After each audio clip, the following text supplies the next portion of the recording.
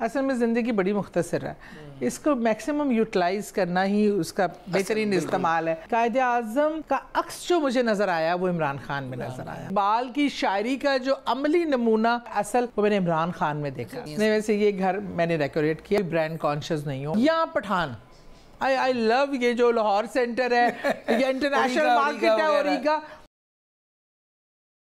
अस्सलाम वालेकुम नाज़रीन, मैं हूं आपका मेज़बान अली तारिक और आप देख रहे हैं टुडे डिजिटल। नाज़रीन, पाकिस्तान तहरीक इंसाफ पंजाब की सीनियर नाइब सदर सादिया सुहेल के हम घर पे आए हैं। इनका लाइफस्टाइल क्या है और ये ज़िंदगी कैसे गुजारती हैं, इनसे ही जो है जानते हैं। तो आइए चलते हैं।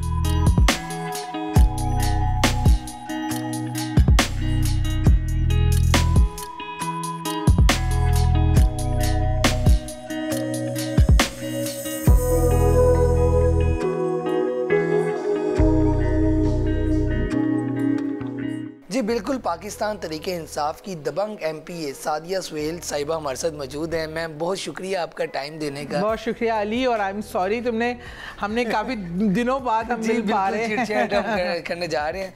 मैम, ये बताइएगा कि आपके अंदर इतना जोश कहाँ से आता है? सुबह प्रेस कॉन्फ्रेंस, बल्कि आजकल तो आप सुबह पेशी में भी होती हैं, फिर शाम को एहतजाज में भी होती हैं, घर को भी मैनेज करना होता है। इतना आप मोटिवेट किससे होती हैं? इतना टाइम कैसे निकालती हैं?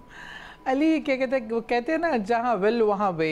जी तो जब आपकी कुछ करने की होती है ख्वाहिश और आप अपने हिस्से का काम करना चाहते हैं, असल में ज़िंदगी बड़ी मुख्तसर है, इसको मैक्सिमम यूटिलाइज करना ही उसका बेहतरीन इस्तेमाल है। और मुझे ये आदत है कि मैं अपनी कमिटमेंट्स की बहुत पक्की हूँ। अगर ज़िम्मेदारी किसी ने दे दी, पार्टी ने लगा दी, और जो काम मेरे ज़िम्मे है वो मैं हर हाल में करती हूँ, खाओ घर का कमिटमेंट हो, बाहर का।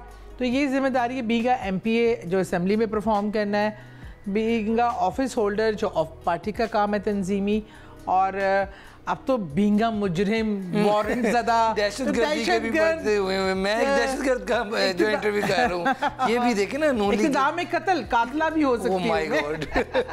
तो इतनी खतरनाक पोजीशन में पुलिस के छापे, और बल्कि वो जो इतनी गैस इनहेल की, उसके पे भी मेरे लंग्स काफ़ी इफ़ेक्टेड है। शायद बीच में आपको खांसियाँ मेरी सुनाई देंगी। तो लेकिन है कि सब कुछ, और इसकी सबसे बड़ी बात जो है ना, जो मुझे असल जो मेरी मोटिवेशन है, एक तो मेरा अपने वतन से मोहब्बत मेरे खून में शामिल है। ये मेरे अब्बा की तरबियत का नतीजा है।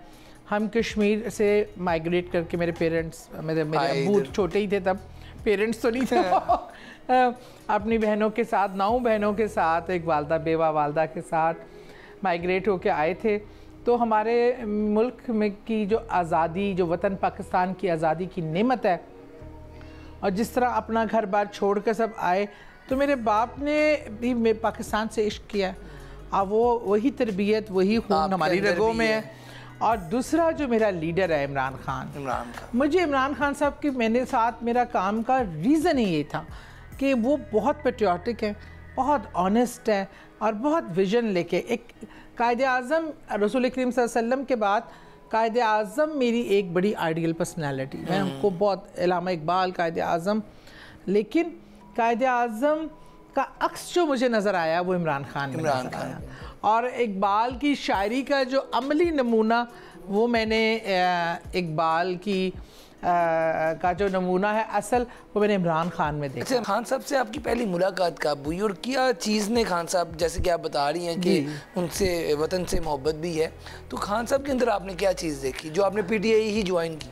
अच्छा, सियासत से पहले जो पहली मुलाकात है ना, वो थी जब हम कैंट में रहते थे और हम स्कूल की स्टूडेंट थी। अच्छा। खान साहब का मसल पुल हो जाया करता था, वो पलवान के पास आता। अच्छा, मतलब कि आप जब से हो। अच्छा। और हम लोग पलवान की दुकान के बाहर खड़े होते थे, खान साहब कब निकलेंगे, कब हम एक झलक देखेंगे। अच्छा। और मैंने तब ऑटोग्राफ लिया था, और मुझे बड़ा फ़ख्र है जब पार्टी में, फिर दुबई में खान साहब आए शौकत खानम के लिए, वहाँ पे मुलाकात हुई। जब मैं पाकिस्तान आई तो फिर मेरे इसी जौहर टाउन के एक पार्क में एक छोटा सा खान साहब का इवेंट था। अच्छा। टोटल 25 लोगों का जलसा था। अच्छा। जिसमें खान साहब आए। Struggling days. हाँ, बहुत स्ट्रगलिंग डेज। और ये सोचिए कि मैंने वहाँ भी अपना नाम लिखवाया, ये वो। तो अगले दिन मुझे ऑफिस से कॉल आ गई कि खान साहब आपको पार्टी में शमूलियत की दावत दे रहे हैं। मतलब बड़ा एजाज़ था और मैंने बगैर सोचे समझे चली गई। मैंने कहा बस ये बंदा, क्योंकि खान साहब जब बात कर रहे थे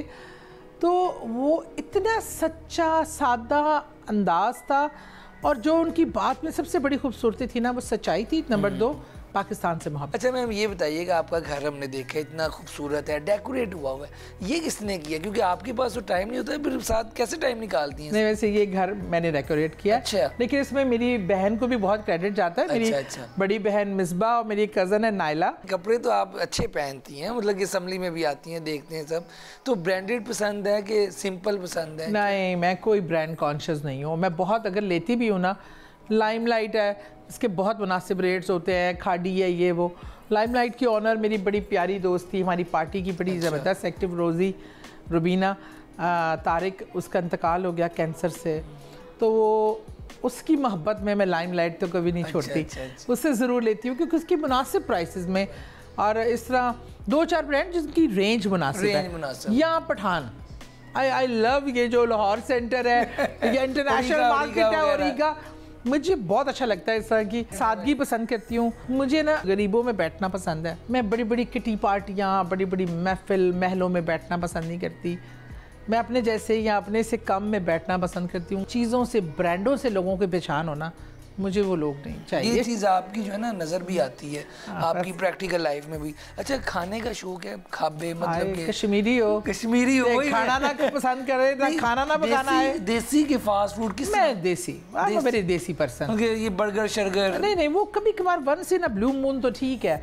मुझे क्या बताएं कितने बर्गरों के ब्रांड आए हैं, लेकिन आज भी मेरा वो हमारा माल पे जो है ना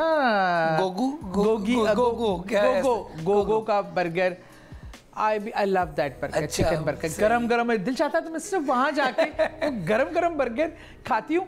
मैं ना माजी से बड़ी व्यस्त रहती हूँ। मैं ना कभी आगे नई चीज़ों को देख के पिछला भूलती नहीं हूँ। स्कूल में कैसी थी आप? मतलब कि शरारती थी, नॉर्मल थी, या बहुत ज़हीन थी? स्कूल में I am a very famous girl. अच्छा, वो मॉनिटर होंगी आप क्लास की? बिल्कुल, ये कंफर्म है बाद में। फिर अपना हेड गर्ल भी रही। अच्छा। और अपनी ग्रुप लीडर भी होती थी। और होता ये था कि मेरा बड़ा एक चीज़ थी कि मैं हर किस्म की लड़की के साथ मेरी दोस्ती हो जाती थी। मैं उनको साथ लेके, मैंने कभी रोप डालने वाली नहीं बनी। हमने आपके बारे में ये भी सुना था, बल्कि आपने खुद भी बताया था कि आपको डॉक्टर्स ने कह दिया था कि बस मैडम जो है वो चली गई हैं, तैयारियां हो गई थी। तो मैं मैडम नहीं थी, बच्ची। अच्छा, उस वक्त बच्ची थी। फिर यंग भी 2 बार हुआ है। क्या मामला क्या था? लोगों ने, आपके घर वालों ने तैयारियां शुरू कर ली थी कि मैडम के सादिया जो है अब चली गई हैं? क्या असल में अली, एक तो बार तो तब हुआ जब मैं 8-9 साल की थी। पेन स्टार्ट हुई अपेंडिक्स की, पता नहीं चला।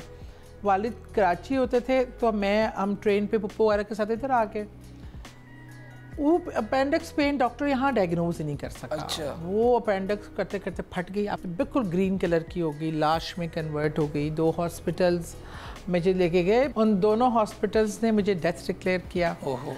इतने में मेरे अब्बू को सब कुछ इत्तला हो गई, ख़ानदान जमा हो गया, मैयत की तैयारी जैसे होती है सब। अब्बू का वेट था। अब्बू आए हैं तो अब्बू ने मुझे चारपाई से देखा है, उठाया है और अब्बू भाग गए। सब कहें कि बेटी की मौत का सदमा इसको बहुत ज़्यादा ही लग गया है, तो लेकिन पीछे भागे। अब्बू मुझे ना, अब्बू का ये गुलबर्ग में आज भी वो हॉस्पिटल है UCH क्रिश्चियन हॉस्पिटल। अब्बू को वहाँ पे एक डॉक्टर पे बहुत बिलीफ था। अच्छा। अब्बू ने उनको दिखाया, वो परेशान हो गया, मैयत उठा के कहाँ से ले आया। तो बहरहाल उसने देखा तो उसने कहा नहीं, शी इज़ नो मोर। तो अब्बू ने कहा नहीं, आप फिर देखें। वो कहते हैं कि तुम्हें 2 हॉस्पिटल ने पहले कह दिया, मैं भी कह रहा हूँ, अब तुम्हें क्यों यकीन नहीं आ रहा? अब्बू ने कहा ये मेरी औलाद है, ये मरेगी ना मुझे इधर पता चलेगा, और मेरे दिल को पता है ये जिंदा है। ये यकीन था उनको। और इसी यकीन के साथ आप देखें, डॉक्टर ने बहुत, मेरी एग्जामिनेशन के बाद उसको डीप डाउन कहीं पर्ल फील हुई।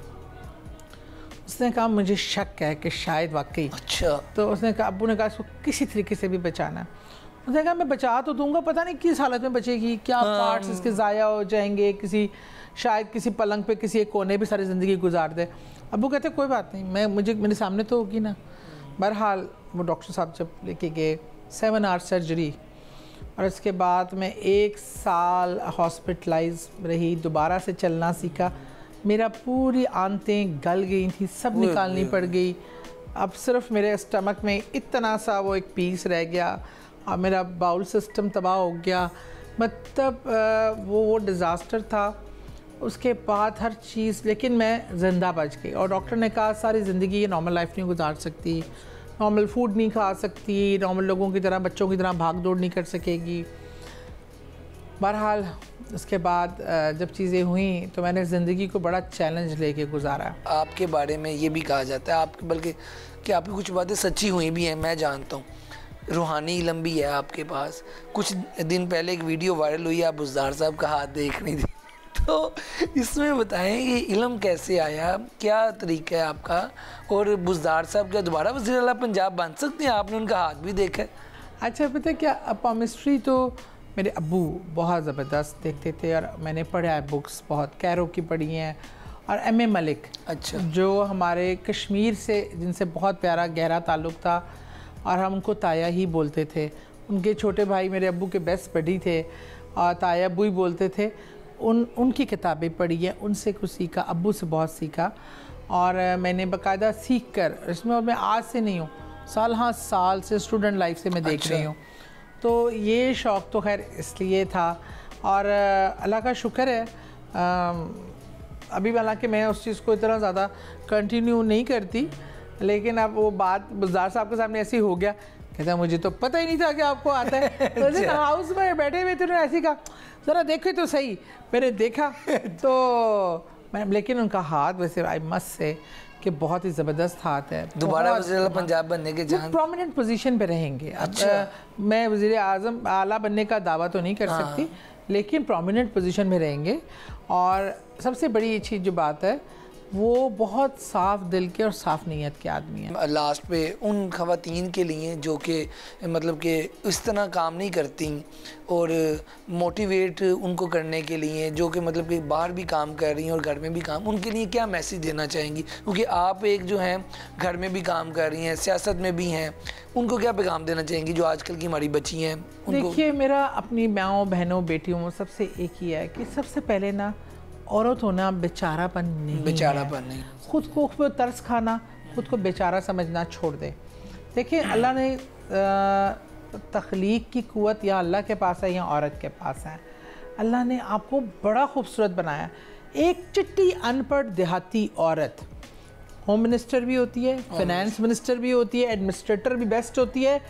खुद वो चिट्टी अनपढ़ होगी, उसके बच्चे वकील डॉक्टर बन जाएंगे। वो इतने स्किल रखती है, ये अल्लाह ने बाई बर्थ दिया है औरत को। बिल्कुल, ये क्वालिटीज़ किसी आम मर्द को एक दिन घर बच्चे सब संभालना पड़ जाए, मसला हो अब जाए। वो बाहर निकल के काम भी करती है। अपनी ज़िंदगी को बामकसद बनाना सबसे ज़रूरी काम है। और इंसान उनसे निकला है, और उनका मतलब मोहब्बत है, और अल्लाह को मोहब्बत करने वाले लोग उसकी मखलूक से अच्छे लगते हैं। अल्लाह को राज़ी करें, अल्लाह को दोस्त बना लें, ज़िंदगी आसान हो जाती है। बहुत खूबसूरत बातें की हैं सादिया साहिबा ने, और मैं भी यही बात से एंडिंग करूंगा कि जो मैडम ने बातें की हैं वो आज की तमाम जो ख़वातीन हैं उसके लिए ये मोटिवेशन जो है स्पीच है। और इनकी बातों को सुन के जो ख़वातीन मतलब कि हौसला हार चुकी हैं वो सुनेंगे तो दोबारा उनके अंदर ताकत आ जाएगी। आज की वीडियो के साथ मुझे दें इजाज़त। अल्लाह।